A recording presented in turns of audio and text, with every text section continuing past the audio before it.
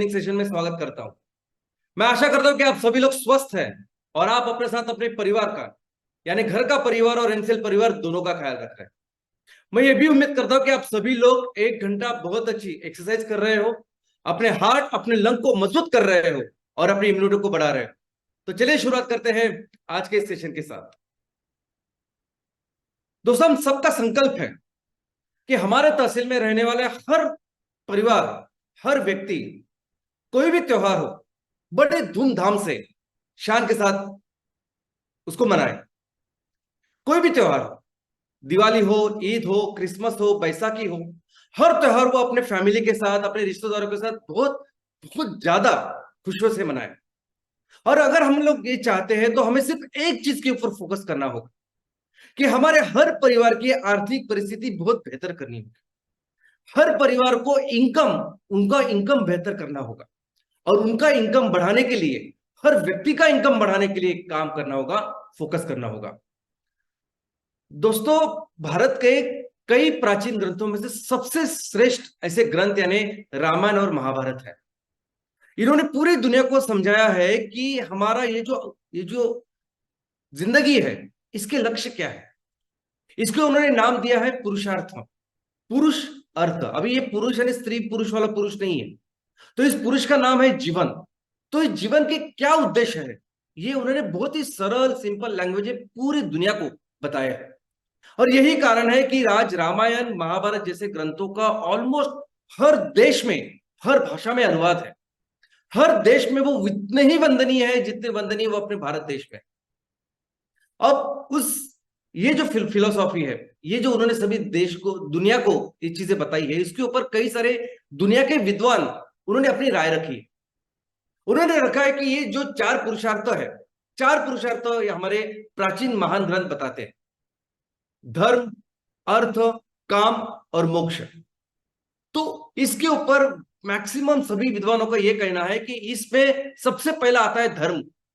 धर्म का मतलब है आप अपने बाजू, अपने बाकी के लोगों के साथ, सिर्फ लोग ही नहीं, बाकी के पशु पक्षी जीवों के साथ किस तरह से व्यवहार करते हो। आपकी क्या नीति है, क्या आचार संहिता है, क्या कोड ऑफ कंडक्ट है जिससे आप जीवन व्यतीत करते हो, और वही है धर्म। तो सबका ऐसा मानना है कि धर्म पहले होना चाहिए, धर्म पहले आता है।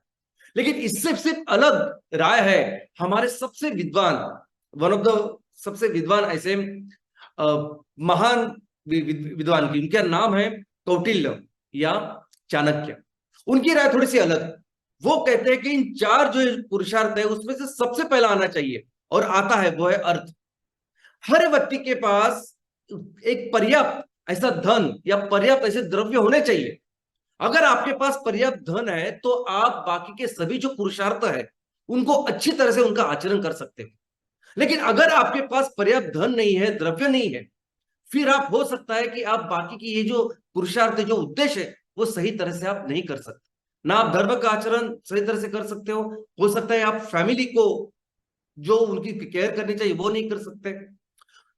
ये जो उनकी राय है, उस राय से ही हम भी पूरा एमसीएल बहुत ही सुसंगत, यानी हमारे भी वही सोच है। आज हमारे सोसाइटी में, हमारे तहसील में कई सारे सामाजिक चैलेंजेस है। हमें शिक्षा बेहतर करनी है, हमें वहां का पानी हो, सैनिटेशन हो, मेडिकल फैसिलिटी बेहतर करना है, बेसिक जो इंफ्रास्ट्रक्चर चाहिए वो हमें बेहतर करना है। और ये सब चीजें जो हमें करनी है, लेकिन हम समझते हैं कि इन सभी चीजों के पहले, इस सामाजिक विकास के पहले आएगा आर्थिक विकास। हमें आर्थिक विकास पहले करना होगा और उसके बाद ही हम इन सामाजिक जो चीजें हैं, सामाजिक जो हमारे चैलेंजेस हैं, उसको बेहतर कर सकते हैं। और दोस्तों, कैसे होगा हमारे तहसील का जो आर्थिक विकास जो हमें करना है वो कैसे होगा? तो उसका सिर्फ एक ही तरीका है। हमारे क्षेत्र में हमारे लोगों का अगर इनकम बेहतर करना है, उनकी जिंदगी बेहतर करनी है, तो उसका सिर्फ एक ही तरीका है, वो है व्यापार, वो है बिजनेस। बाकी दूसरा कोई तरीका नहीं। क्योंकि बिजनेस ऐसी चीज है, बिजनेस ऐसी ऐसी प्रोसेस है कि जिसमें धन प्राप्त करना, धन को तैयार करना, संपत्ति का निर्माण करना, ये एकमेव उद्देश्य के साथ वो किया जाता है। इसलिए हमें बहुत अच्छी तरह से ये समझना होगा कि व्यवसाय करना, बिजनेस करना यानी क्या, व्यापार करना यानी क्या। अगर आप व्यापार करना चाहते हैं और आप किसी कंपनी की फ्रेंचाइजी लेके अगर कुछ बेचने की कोशिश कर रहे हो तो वो व्यापार नहीं है। किसी प्रोडक्ट की अगर किसी आपने एजेंसी ली है, उसको बेच रहे हो तो वो व्यापार नहीं है। मार्केटिंग करना, प्रमोशन करना व्यापार नहीं है। व्यापार क्या है? तो व्यापार है, बिजनेस है कि किसी वस्तु का आप निर्माण करें, किसी वस्तु को या किसी सेवा का निर्माण करें, और उस ऐसे वस्तु और ऐसी सेवा होनी चाहिए कि जिसकी वजह से आप ग्राहकों की कोई जरूरत उसको पूरा कर रहे हो। उस वस्तु से आप ग्राहकों की जिंदगी बेहतर कर सकते हो, या आज उस ग्राहकों के जीवन में कोई प्रॉब्लम है, उस प्रॉब्लम का सोल्यूशन करके आप ये वस्तु उनको प्रदान कर रहे हो, और ये वस्तु उनको दे रहे हो, उनसे आप द्रव्य ले रहे हो और पैसा कमा रहे हो। तो बेसिकली बिजनेस यानी उस वस्तु या उस सेवा का निर्माण करना है और उससे द्रव्य धन कमाना। ये पूरी डेफिनेशन, ये व्याख्या और ये मीनिंग है बिजनेस का जो करना पड़ेगा। और इसमें क्या होता है कि जब आप किसी वस्तु का निर्माण करते हो तो उसके लिए समझे कि शायद 4 अलग अलग तरह के रॉ मटेरियल लगते हैं। अभी 4 अलग अलग तरह के रॉ मटेरियल जो तैयार करते हैं उनको भी उसमें द्रव्य प्राप्ति होती है, उनकी भी इनकम बढ़ती है। वो जो रॉ मटेरियल है उसकी प्री प्रोसेसिंग है, उसकी ट्रांसपोर्टेशन है, बाकी की चीजें हैं, मैन्युफैक्चर में कई सारी जगह पे लोग लगते हैं। इन सभी हर लेवल पे रोजगार निर्मित होती है, सबको अच्छा इनकम मिल सकता है, और अल्टीमेटली पैकेजिंग होके वो ट्रांसपोर्टेशन वगैरह होके अल्टीमेटली वो ग्राहकों के पास जाता है। तो ये पूरा जो प्रोसेस है, इस प्रोसेस में हमारे गांव के, हमारे तहसीलों के कई सारे रिसोर्सेस है जो ऐसे ही आइडल पड़े हुए होते हैं, उसका यूटिलाइजेशन होता है। इस पूरे प्रोसेस पे हमारे कई सारे लोगों को एक अच्छी अपॉर्चुनिटी मिलती है, रोजगार की मिलती है, पैसे कमाने की मिलती है, बिजनेस की मिलती है।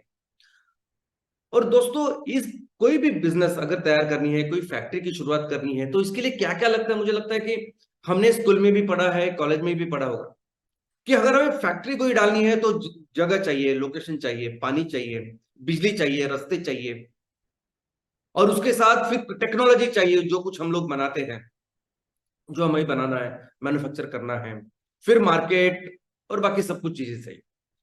अभी इस चीजों में जो इंफ्रास्ट्रक्चर है, यानी लोकेशन या पानी, बिजली, रास्ते, ये बहुत बार ऑलमोस्ट सभी देशों में ये काम गवर्नमेंट करती है। गवर्नमेंट व्यवसायों को, उद्योजकों को ये इस्तेमाल, आई मीन ये अवेलेबल करके देती है। लेकिन आज अगर आप देखोगे, ये छोड़ के बाकी की जो चीजें हैं, टेक्नोलॉजी है, मार्केट है, इन सभी चीजों में सबसे महत्वपूर्ण चीज अगर बिजनेस में कोई लगती है तो वो है रॉ मटेरियल। सबसे इंपॉर्टेंट है रॉ मटेरियल। इनफैक्ट आज अगर किसी चीज को आपकी निर्मित करनी है, टेक्नोलॉजी के बारे में अगर मैं बोलना चाहूंगा कि आज की जो एज है, आज इंफॉर्मेशन टेक्नोलॉजी की एज है। आज आपको अगर कोई चीज बनानी है तो वो कैसे बनानी है, क्या बनानी है, इसकी इंफॉर्मेशन, इसकी टेक्नोलॉजी आपको मिल जाएगी। उसके लिए जो प्लांट एंड मशीनरी चाहिए, वो प्लांट एंड मशीनरी देश दुनिया के किसी भी कोने में अगर कोई देश बनाता होगा, वो देश, वो मैन्युफैक्चरर आपको बेच सकता है। एक वो चीज कि जिसकी वजह से वो फैक्ट्री आपके तहसील में लगेगी कि नहीं, वो फैक्ट्री आपके गांव में लगेगी कि नहीं, ये डिसाइड करता है सिर्फ और सिर्फ रॉ मटेरियल। रॉ मटेरियल इस पूरे बिजनेस केस में सबसे ज्यादा महत्वपूर्ण ऐसे होता है। तो दोस्तों, आज समझते हैं इस रॉ मटेरियल के बारे में। रॉ मटेरियल का मतलब होता है कच्चा माल। रॉ मटेरियल का मतलब होता है कच्ची सामग्री। कच्चा माल, कच्ची सामग्री, जिससे हम वो प्रोडक्ट, उस वस्तु का निर्माण करते हैं जो बेच सकते हैं। अब इस रॉ मटेरियल के अलग अलग उसका वर्गीकरण है, अलग अलग उसके प्रकार है। एक सिंपल वर्गीकरण उसका ऐसा है कि डायरेक्ट रॉ मटेरियल और indirect raw material. Direct raw material वो रॉ मटेरियल होता है कि जिससे वो चीज डायरेक्टली बन जाती है, जो वस्तु हमें बेचनी होती है वो डायरेक्टली बनता है। इनडायरेक्ट यानी उस रॉ मटेरियल से पहले दूसरी कोई चीज बनती है, बाद में जाके वो वस्तु बनती है जिसको हम मार्केट में बेच सकते हैं। ऐसा समझिए कि एक स्टील मैन्युफैक्चरिंग कंपनी है, स्टील बनाती है, उसके लिए लोहे के जो पत्थर है, आयरन ओर्स है, वो डायरेक्ट रॉ मटेरियल है, क्योंकि उस पत्थरों से डायरेक्ट स्टील बनने वाला है। लेकिन अगर वो स्टील जा रहा है किसी फैक्ट्री में मोटर बनाने के लिए, कार बनाने के लिए, तो उस कार कंपनी के लिए ये जो लोहे का पत्थर है, ये हुआ इनडायरेक्ट रॉ मटेरियल।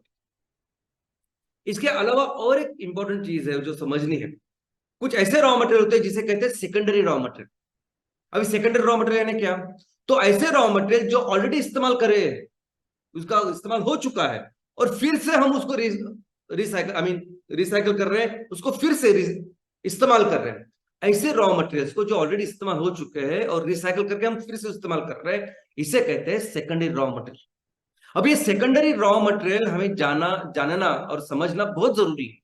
वो क्यों? क्योंकि आने वाले दिनों में एक बहुत इंपॉर्टेंट चीज, एक काम, एक संकल्प हम अपने तहसील के लिए, गांव के लिए करने वाले हैं, और वो है जीरो वेस्ट तहसील।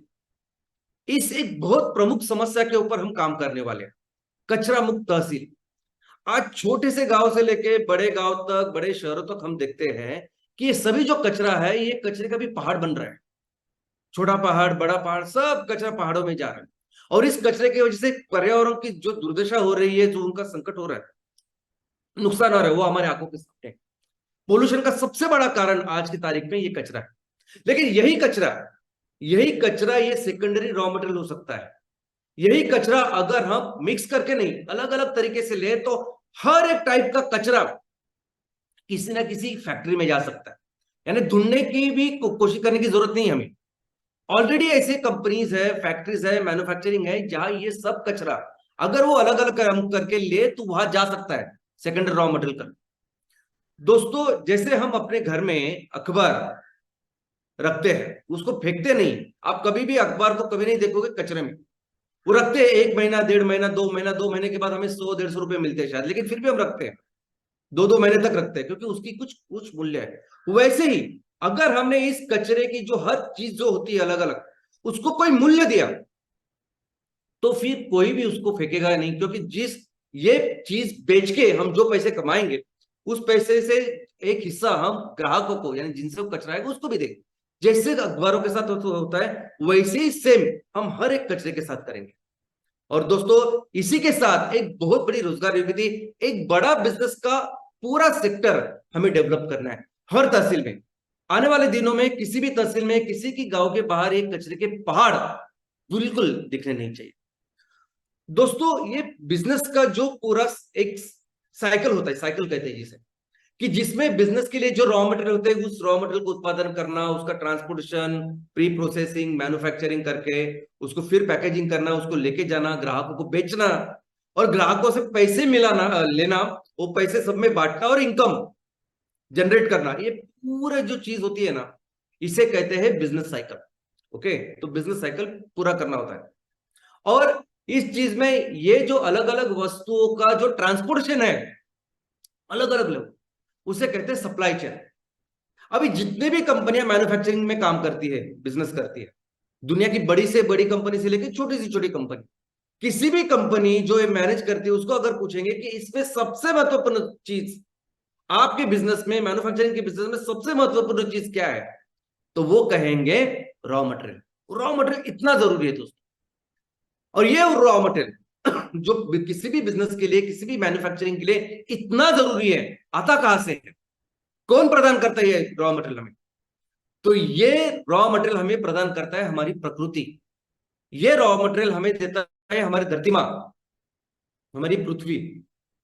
कोई भी सेक्टर हो, आज हमारे आंखों के सामने कोई भी सेक्टर अगर आपको दिखाई दे रहा है, कोई भी बिजनेस, कोई भी मैन्युफैक्चरिंग, इसके लिए जो रॉ मटेरियल आता है, वो रॉ मटेरियल सिर्फ और सिर्फ आता है हमारी इस प्रकृति से, हमारे इस धरती मां से। 3 अलग अलग तरीके हैं जिससे ये रॉ मटेरियल हमें ये प्रकृति प्रदान करती है। सबसे पहले जो तरीका है वो है माइनिंग, वो है खनिकरण, यानी जमीन की खुदाई करना और उससे रॉ मटेरियल निकलना। अभी इस पूरे चीज को, माइनिंग को, एक तो बहुत ज्यादा डेवलप हो चुकी है और इससे कई सारे प्रोडक्ट आज की तारीख में निकलते हैं। दुनिया के मैक्सिमम बिजनेसेस आज इसी चीज के ऊपर चलते हैं। इसमें नंबर 1 है फॉसिल फ्यूल, जीवाश्म ईंधन। हम जमीन के अंदर जाके खुदाई करके नीचे जो इस पत्थरों में जो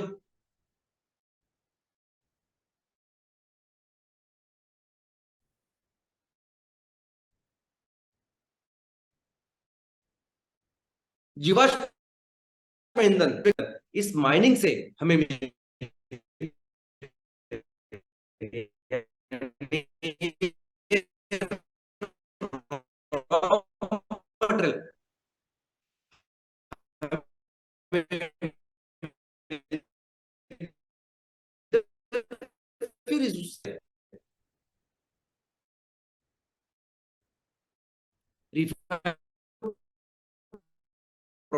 प्रोडक्ट बनते हैं। दूसरे है मेटल,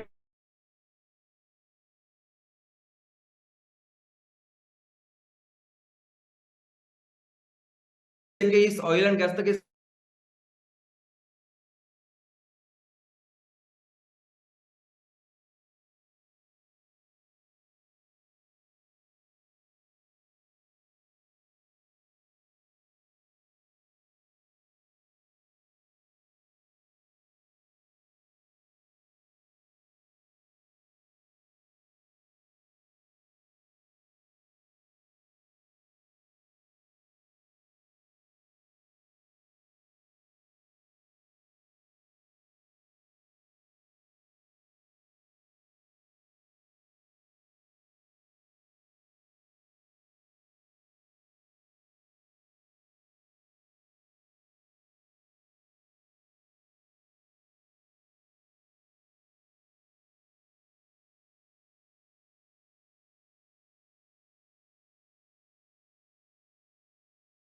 Recording in progress.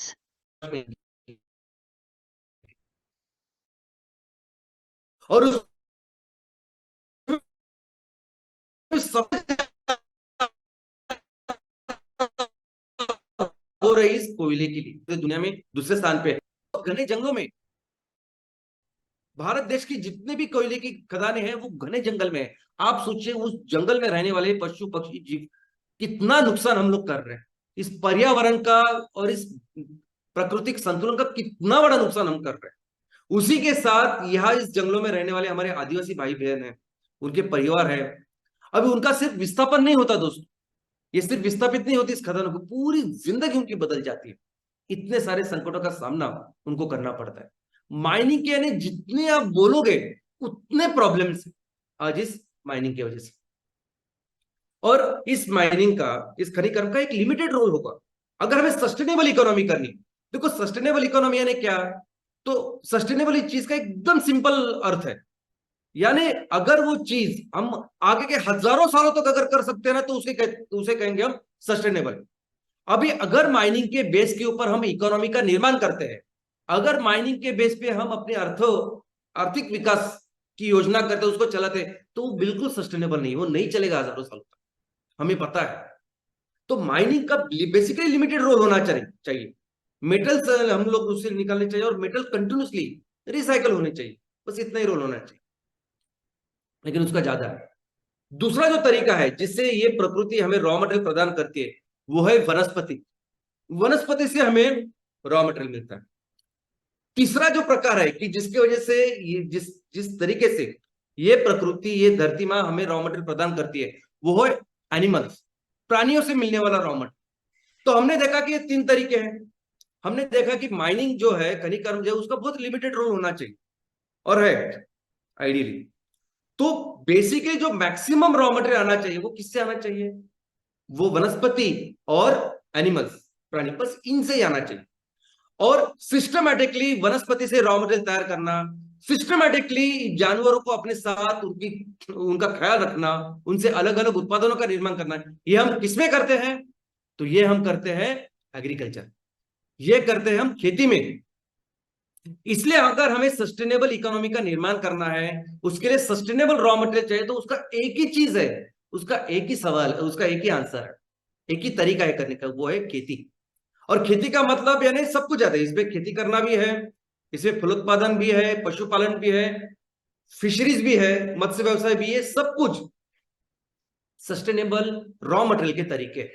दोस्तों अगर हम लोग वनस्पति की बात करें, यानी पेड़ों से हमें जो कुछ चीज मिलते हैं, खेती करके हमें जो चीज मिलते हैं, उसमें आप देखेंगे तो ऑलमोस्ट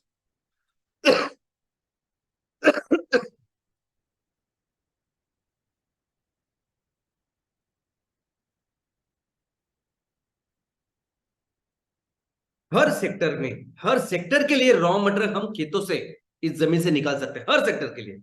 आप देखिए फूड इंडस्ट्री, हम सभी जानते हैं कि फूड इंडस्ट्री में सबसे महत्वपूर्ण जो जो सोर्स है रॉ मटेरियल का वो है हमारी खेती। लेकिन इसके अलावा ईंधन ईंधन में भी हमने देखा है कि बायोफ्यूल रियल सस्टेनेबल फ्यूल है, कोई जरूरत नहीं इतने बड़ी बड़ी खदानें तैयार करने की। हम जो भी चाहिए, कोयला चाहिए, फ्यूल ट्रांसपोर्टेशन से लेके ऊर्जा निर्मित के लिए चाहिए, हर तरह का ईंधन हम तैयार कर सकते हैं बायोफ्यूल से। वो भी आएगा, उसके लिए रॉ मटेरियल कहां से आएगा? खेतों से। उसके अलावा कंस्ट्रक्शन, स्पेशली बांबू के कई कई अलग अलग वैरायटीज है, स्पीसीज है, जो बहुत लॉन्ग टर्म हमें सस्टेनेबल ऐसा सपोर्ट दे सकते हैं कंस्ट्रक्शन में, जिसका उपयोग हो सकता है। टेक्सटाइल, हर तरह का जो वस्त्र हमें चाहिए, जो हमारी जरूरत है, वो पूरी उसके लिए रॉ मटेरियल आ सकता है खेतों से। फार्मा, यानी उपचार पद्धति में सबसे पुरानी, सबसे ज्यादा डेवलप्ड और सबसे अच्छी, सबसे ज्यादा प्रभावशाली है आयुर्वेदा। और इस आयुर्वेदा के जो सभी जो रॉ मटेरियल वो कहां से आते हैं? इसी वनस्पति से, पेड़ों से। कॉस्मेटिक और हेल्थ केयर, आज ये जो बहुत बड़ी इंडस्ट्री बन चुकी है, बहुत बेहतरीन प्रोडक्ट हम अपने इस खेतों से, जमीन से उगा सकते हैं। इनफैक्ट कोई भी चीज, यानी सुबह आप हम जो ब्रश करते हैं, जो टूथपेस्ट लेके ब्रश करते हैं, उससे लेके हम रात को सोने के लिए जो कॉइल का इस्तेमाल करते हैं मच्छरों के लिए, हर चीज, यानी आपके किचन से जो चीज आपको लगती है, टॉयलेट के लिए जो चीज क्लीन करने के लिए लगते हैं, हर चीज का जो उपयोग या हर चीज का जो रॉ मटेरियल है, वो रॉ मटेरियल हम इस खेतों से निर्माण कर सकते हैं और उसका उपयोग कर सकते हैं। वैसे अगर आप एनिमल्स की बात करेंगे, अगर हम प्राणियों की बात करें, तो उनसे भी कई सारी चीजें मिलती है, कई सारा रॉ मटेरियल मिलता है। तो एक बड़ी इंडस्ट्री उससे डेवलप होती है, वो फूड प्रोडक्ट्स। यानी हम देख सकते हैं कि प्राणियों से मिलने वाली कई सारी चीजें, उसका अपने आप में एक बहुत बड़ा सेक्टर है। उसके अलावा आयुर्वेदा कॉस्मेटिक्स में लगने वाले सभी जो प्रोडक्ट्स है, उत्पादन है, ये कई सारे उत्पादन ये एनिमल बेस है, जो बहुत बेहतरीन है। इसके अलावा रेशम वस्त्र हो, इसके जैसे वस्त्रों का निर्माण हो, या लेदर की कई सारी चीजें, ये सभी जानवर हमें प्रदान करते हैं। फिशरीज, मत्स्य व्यवसाय भी एक तरीका है कि जिससे बहुत सारा रॉ मटेरियल आ सकता है, फूड इंडस्ट्री के लिए आ सकता है, अगेन आयुर्वेदा, अगेन कॉस्मेटिक्स, इन सभी चीजों के लिए fisheries can be a good raw material. Forest, जंगल भी एक बहुत बड़ा एक सोर्स है रॉ मटेरियल का। इनफैक्ट जंगलों के कई सारे ऐसे उत्पादन है, कई चीज है कि जो रॉ मटेरियल करके हम इस्तेमाल कर सकते हैं, और बहुत बेहतरीन ऐसे प्रोडक्ट हम तैयार कर सकते हैं। और इस पूरे परिस्थिति में ऐसा देश जो सबसे ज्यादा सस्टेनेबल रॉ मटेरियल बनाता हो, ऐसा देश जिसमें सबसे ज्यादा एग्रीकल्चर, खेती हो सकती है, ये सभी तरह के रॉ मटेरियल की निर्मित हो सकती है, ऐसा देश अगर पूरी दुनिया में कोई है तो वो है भारत। दोस्तों, कोई भी इंडस्ट्री आप लीजिए, आज जो भी इंडस्ट्री में लोग बिजनेसेस कर रहे हैं, फैक्ट्रीज है, उनकी मैन्युफैक्चरिंग है, फैसिलिटीज है, हर चीज के लिए हम रॉ मटेरियल अपने खेतों से ले सकते हैं, पशुपालन करके ले सकते हैं, मत्स्य व्यवसाय करके ले सकते हैं। लेकिन आज ऐसा नहीं हो रहा। आज कोई भी इंडस्ट्री हो, किसी भी सेक्टर में लोग जो काम कर रहे हैं, कंपनियां काम कर रहे हैं, वो कहां से रॉ मटेरियल लाते हैं? कहां से उनको रॉ मटेरियल मिलता है? तो वो रॉ मटेरियल आज वो खेतों से नहीं ले रहे, वो रॉ मटेरियल वो ले रहे हैं इस पेट्रोकेमिकल से, वो रॉ मटेरियल आज वो ले रहे हैं इस क्रूड ऑयल से।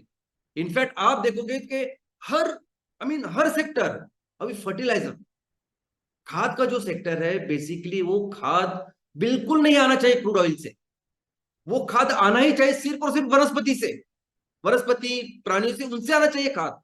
और क्योंकि वो 100% जाता है हमारा खाना बनाने के लिए। लेकिन आज हम लोग क्रूड ऑयल से ले रहे हैं, और उसका परिणाम हम देख रहे हैं, कितना कैंसर फैलता जा रहा है। वस्त्र 100%, 80% तक तो हम लोग इस्तेमाल कर रहे हैं। आज जो भी वस्त्र का निर्माण, जो भी हम लोग पहनते हैं, इस्तेमाल कर रहे हैं, 80% क्रूड ऑयल से आ रहा है। फर्नीचर, मैक्सिमम फर्नीचर आज क्रूड ऑयल से आ रहा है। कॉस्मेटिक्स बोलिए, पेंट बोलिए, हर चीज के लिए आज जो रॉ मटेरियल बन रहा है, वो रॉ मटेरियल बन रहा है किससे? तो क्रूड ऑयल से। दोस्तों, आपने कभी गौर किया कि कैसे यूरोप में छोटे छोटे देश है, छोटे छोटे देश है, लेकिन उनकी इकोनॉमी कितनी बड़ी है? अमेरिका भले ही वो आकार से बड़ा हो, लेकिन उसके पास इतनी खेती नहीं है। भारत जैसे देश, भारत जैसी जितनी खेती है, वो ना अमेरिका के पास है, ना जापान के पास है, ना यूरोप के पास है। और वो यूरोप, उसके बहुत सारे राष्ट्र तो हमारे राज्यों से बहुत छोटे छोटे हैं, फिर भी इतनी बड़ी इकोनॉमी का निर्माण। टेक्सटाइल इंडस्ट्री में सबसे बड़ी बड़ी जो कंपनी है वो यूरोप में है। कॉस्मेटिक में सबसे बड़ी बड़ी कंपनी है वो यूरोप में है। तो फिर ये लोग, ये जो मैन्युफैक्चरिंग करते हैं, लाते कहां से रॉ मटेरियल? तो ये बेसिकली रॉ मटेरियल लाते हैं इस क्रूड ऑयल से। और ये इतने होशियार है कि इस क्रूड ऑयल के लिए लगने वाला जो रॉ मटेरियल है, उसके लिए जो रिफाइनरी चाहिए, क्रूड ऑयल से वो रिफाइनरी होगी, उस रिफाइनरी से पेट्रोल डीजल नहीं बनता, तो इस रिफाइनरी से ये सब रॉ मटेरियल बनता है। वो क्रूड ऑयल की रिफाइनरी में वो नहीं लगाते, कोई जरूरत नहीं, वो आउटसोर्स करते हैं। और कौन करता है, कौन उनको देता है ये सब रॉ मटेरियल तैयार करके? भारत। दोस्तों आप सुन के ताजुब होगा, लेकिन हमारे देश का नंबर 1 जो एक्सपोर्ट है, सबसे ज्यादा एक्सपोर्ट है, वो क्या है? तो नंबर 1 पे है ये मिनरल फ्यूल्स, ये रॉ मटेरियल जो क्रूड ऑयल से बन रहा है। हमारे देश में रिलायंस की सबसे बड़ी रिफाइनरी है, सबसे बड़ी कैपेसिटी। इतने साल से रिलायंस रिफाइनरी में एक्चुअली उनका बिजनेस क्या है? यही तो है, क्रूड ऑयल लाना, उससे अलग अलग रॉ मटेरियल बनाना और फिर से एक्सपोर्ट करना। रिलायंस कभी भी रिटेल आउटलेट यानी डीजल पेट्रोल बेचने में नहीं थी, यही बिजनेस था। अभी कुछ दिनों से है जो हमारे सामने है, लेकिन उनका बिजनेस आज भी वो है। और हमारे पूरे देश का अगर आपने एक्सपोर्ट देखा तो नंबर 1 पे ये चीज है। लेकिन दोस्तों ये अभी ज्यादा देर तक नहीं कर सकते, इन्हीं चीजों की वजह से, यही जो नॉन सस्टेनेबल, ये जो गलत काम हम लोग कर रहे हैं, इसी की वजह से अभी आज इतने बड़े संकट में है। दुनिया का सबसे बड़ा संकट है, हम पूरी दुनिया बर्बाद हो सकती है, ऐसे संकट के ऐसे कगार पे हम लोग खड़े हैं। आईपीसीसी यूनाइटेड नेशन जब बोलती है कि कोड रेड है, तो आईसीयू में है हम लोग, पूरी पृथ्वी आज आईसीयू में, ऐसी परिस्थिति आज हमारे सामने है, और वो है सिर्फ और सिर्फ इस पेट्रोकेमिकल की वजह से। तो दोस्तों अगर हमें इस संकट से इस दुनिया को बचाना है, लोगों को बचाना है, हमारे भविष्य को बचाना है, एक ही सोल्यूशन, ये सभी जो रॉ मटेरियल है ना, जो अलग अलग सेक्टर के लिए आ रहा है, ये सभी रॉ मटेरियल कंपलसरी आना चाहिए खेतों से, एग्रीकल्चर से। और जब ये चीज है, जब आने वाले दिनों में कंपलसरी रॉ मटेरियल खेतों से ही आने वाला है, तो इसमें सबसे अमीर देश अगर पूरी दुनिया में कोई है तो वह हमारा भारत। ये सभी सस्टेनेबल रॉ मटेरियल जिससे मिल सकते हैं वो है हमारा भारत, मैक्सिमम आ सकता है हमारा भारत। और इसलिए आने वाले दिनों में बिजनेस का भी सबसे ज्यादा पोटेंशियल अगर किसी देश में है तो वो है हमारा भारत। और ये जो प्रोडक्ट्स, ये जो वस्तु का भी जो हम लोग निर्माण करेंगे ना अभी, ये वस्तु भी ऐसी वस्तु की जो कंपलसरी सबको चाहिए। ये जो एनर्जी चाहिए, ईंधन चाहिए, खाना चाहिए, कंपलसरी चाहिए। और जो सस्टेनेबल खाना, सस्टेनेबल ईंधन आने वाले दिनों में अगर कोई देश पूरी दुनिया को दे सकता है तो वो है भारत। और यही यही कारण है, यही कारण है, यही स्टेटस है कि जिसकी वजह से हम फिर से वो करने वाले हैं, फिर से हम दुनिया की सबसे बड़ी इकोनॉमी बाय डिफॉल्ट बनेंगे।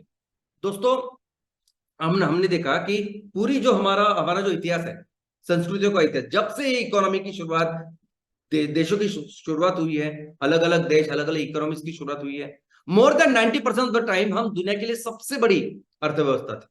दुनिया के लिए 40% से ज्यादा जीडीपी हम बना रहे थे, और वो फिर से बनेगा अभी, फिर से वो बनेगा, फिर से भारत दुनिया के लिए सबसे ज्यादा इनकम या जीडीपी का निर्माण करेगा। और इस निर्माण में, इस पूरे प्रोसेस में हमारे ये जो फैमिलीज है ना, ये जो हमारे परिवार है, लोग हैं, इनका जो इनकम है कम से कम 6 से 8 गुना, 10 गुना तक बढ़ेगा।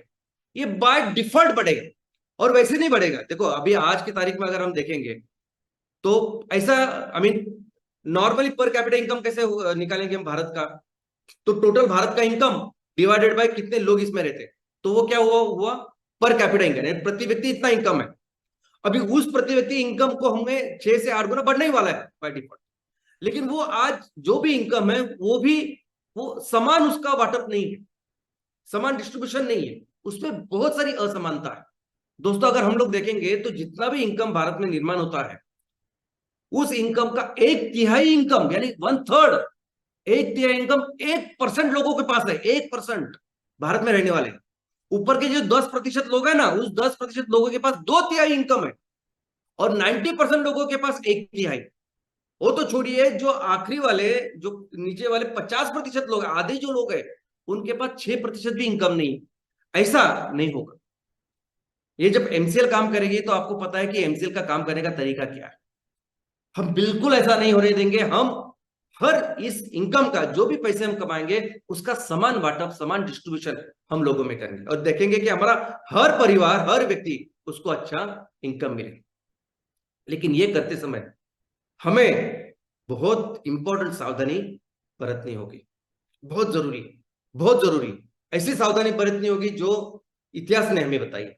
दोस्तों अभी क्या है कि की टू बिजनेस, कोई भी बिजनेस अगर हम लोग करें ना तो उसका की सबसे इंपॉर्टेंट जरूरत जो होती है वो रॉ मटेरियल।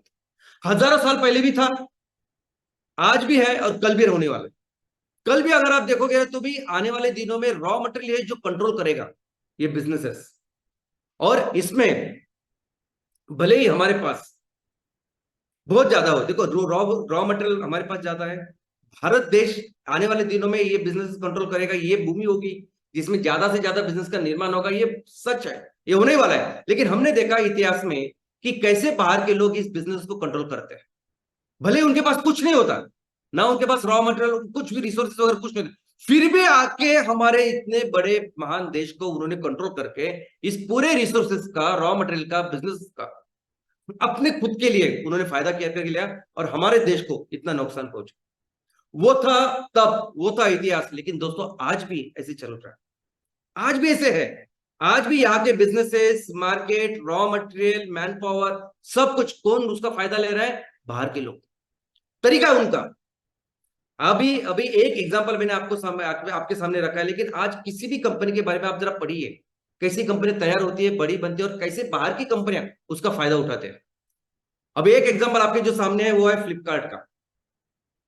फ्लिपकार्ट हमारी कंपनी करके शुरुआत हुई, लेकिन आज 100% कंपनी, यानी 75% से ज्यादा जो जिसका स्टेक है वो वॉलमार्ट है। वॉलमार्ट ये कंपनी अमेरिका की बहुत बड़ी कंपनी। अभी इसने क्या किया, पहले तो फ्लिपकार्ट को ले लिया, पूरा सब कुछ अभी उसके हाथ में, कंट्रोल में सब कुछ है, गुलाम बन गए फिर से हम लोग। वाह।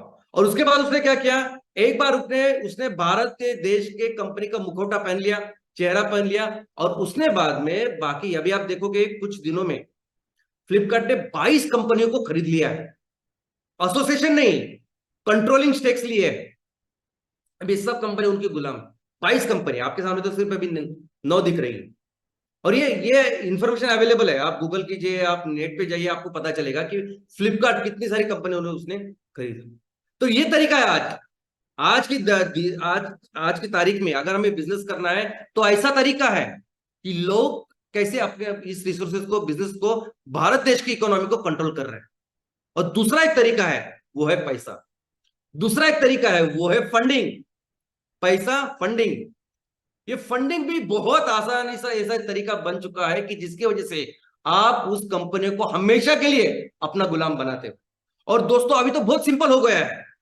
देखो पहले कैसे होता था, पहले ये यूरोपियन से हजारों किलोमीटर चल के आए, अपने साथ सेना को लेके आए, यहां आने के बाद उन्होंने फिर वो पॉलिटिक्स किया, युद्ध किया, राजनीति की, जो कुछ किया कपट का रास्ता, और उसके बाद फिर उन्होंने बिजनेस के कंट्रोल लिए। इतनी मेहनत करने के बाद अभी तो बहुत आसान बन चुका है। अभी तो इतना आसान बन चुका है ना कि वो बहुत आसानी से इन बिजनेसेस को कंट्रोल करते हैं, वो भी बाहर रह के, जरूरत नहीं उनको यहां आने की। और उसका तरीका है फंडिंग। आज बहुत आसानी से मिल सकता है पैसा, फंडिंग। और ये लोग जो होते हैं ना, देखो ये लोग जब पैसा डालते हैं ना तो उनको टेक्नोलॉजी नहीं समझ में आती। उनको नहीं समझ में आएगा एमकूल क्या है, कैसे चलेगा, एम सीएनजी कैसे बेहतर है, या एम कुकिंग सिस्टम कितना बेहतर है, वो उनको कुछ नहीं ज्यादा समझ में आता। उनको समझ में आता है लोग, उनको समझ में आता है प्रमोटर्स, ये डॉक्टर लवेश, डॉक्टर श्याम, प्राची, ये सब उनको समझ में आएंगे। उनको पता चलेगा कि उनके साथ ये जो टीम लगी हुई है कितनी मेहनत के साथ कर रही है, वो विजन मिशन वो करेंगे, ये उनको समझ में आता है। और बस एक सिंपल सा तरीका होता है कि बस इक्विटी ले, पैसे दे और हमेशा के लिए उनको गुलाम बनाए। और दोस्तों ये जो लोग होते हैं ना, इनको वल्चर कैपिटलिस्ट कहते हैं। वल्चर यानी क्या? गिद्ध, गिधाड़। अभी गिद्ध क्या होता है? गिद्ध एक प्राणी जीव है जो जिसे जिसे प्रकृति ने बनाया रिसाइकलिंग के लिए, सस्टेनेबिलिटी के लिए। सस्टेनेबिलिटी छोटे छोटे सूक्ष्म जीव करते हैं, हमने देखा है। सस्टेनेबिलिटी में हमारा ये अर्थवर्म जो है, केचुआ, वो काम करता है खेतों में, वो हमने देखा है। तो प्रकृति की अपनी व्यवस्था, और उसमें का ही व्यवस्था का सबसे बड़ा प्राणी कोई है तो गिद्ध है। वो उसका काम है, उसको बनाया वैसे। कोई भी मृत जानवर जब होता है तो उसको पूरी तरह से सब कुछ खा लेता है, वो उनका एक कतरा भी नहीं रखता वो, क्योंकि वो उसका काम है, वैसे बनाया है माँ ने उसको। लेकिन ये वल्चर कैपिटलिस्ट जब आते हैं किसी बिजनेस में, एक बार आपने उनको छू लिया और उन्होंने वो लेना शुरू कर दिया, तो जब तक पूरी इक्विटी आपकी खत्म नहीं हो जाती, जब तक पूरा कंट्रोल आपका खत्म नहीं होता, जब तक पूरे पैसे वगैरह प्रॉफिट उनके पास में नहीं आता तब तक वो आपको नोचते खाते पीते रहते हैं। यहां तक कि ये लोग तो टैक्सेस भी नहीं भरते। भारत में जो कंपनी को एक्विजिशन करते हैं उसके टैक्सेस भी नहीं भरते, गवर्नमेंट को भी पैसा नहीं देते। इस तरह कैसे लोग? नहीं, अभी नहीं, बिल्कुल नहीं, नहीं करेंगे हम। ये लोग जो है ना दोस्तों, ये लोग अभी उस पॉलिटिक्स में ना इंटरेस्टेड नहीं है, एडमिनिस्ट्रेशन में इंटरेस्टेड नहीं। अभी कोई आजादी विजादी के लिए कुछ नहीं होगा। एक बार ये लोग आ गए तो हमेशा के लिए अभी आ रहे हैं। हमेशा के लिए जो सस्टेनेबल इकोनॉमी है उसका जो उसका जो सबसे अमीर देश जो है, जहां ये होने वाला है सबसे अमीर, वो सिर्फ और सिर्फ भारत में होने वाला है। एक बार ये आ गए तो ये कभी इसके बाद नहीं जाएंगे, और इसलिए हमें होने नहीं देंगे। आपको अंदाजा नहीं है लेकिन एमसीएल इतनी स्ट्रांग पोजीशन में आज। अगर हमको फंडिंग चाहिए, अगर हमको पैसे चाहिए, कितने भी ज्यादा चाहिए, आज दुनिया में सबसे ज्यादा पैसे जिसमें लगाए जाते हैं वो है renewable oil and gas. 142 lakh crore एक साल में वो निवेश होता है उसमें, उससे ज्यादा अभी बढ़ रहा है। और इसमें एमसीएल की जो स्ट्रांग जो भूमिका, जिस लेवल पे एमसीएल है, आप अंदाजा नहीं कर सकते। हमको पैसे चाहिए ना तो हम कभी भी, सिर्फ मैं हाँ बोलूं तो बहुत सारे लोग हमें पैसे दे सकते हैं, हमेशा के लिए दे सकते। कोई जरूरत नहीं इतना सब कुछ सहन करने की, इतनी मुश्किल करने की, लेकिन फिर भी हम काम कर रहे हैं, मेहनत कर रहे हैं, दिन रात मेहनत कर रहे हैं, दिन रात कोशिश कर रहे हैं कि हम लोग अपने इस पे करें, क्योंकि हम ये कंट्रोल कभी नहीं देंगे, कभी नहीं देंगे। हमको पता है इसके आगे क्या होगा। फिर हम कभी अपना कंट्रोल, अपने किसानों का भविष्य, हमारे लोगों का भविष्य, हमारे देश का भविष्य किसी भी ये लोगों के फॉरेन के हाथ में बिल्कुल बिल्कुल देंगे नहीं। हम ख्याल रखेंगे हमारे लोगों का, हम ख्याल रखेंगे हमारे किसानों के भविष्य का, हमारे लोगों का भविष्य, और करेंगे हम। कोई कोई बड़ी बात नहीं, ज्यादा ज्यादा मेहनत हम लोग हमें करनी पड़ेगी शुरुआत के कुछ दिन, बस उतना ही, लेकिन करेंगे, करेंगे। और जितनी हमारी कैपेबिलिटी है, जितना पोटेंशियल हमारे देश का है और हमारा है कि दुनिया की सबसे बड़ी इकोनॉमी हम बनाएंगे, वो बनाएंगे। हर परिवार को एक बहुत अच्छा इनकम दिलाएंगे, हर घर को एक अच्छा इनकम दिलाएंगे, ताकि वो हर त्योहार को बहुत धूमधाम से, बहुत आनंद के साथ वो उसको मनाए, और मिलकर हम अपने देश को फिर से दुनिया का सबसे महान राष्ट्र देश बनाएंगे। जय हिंद।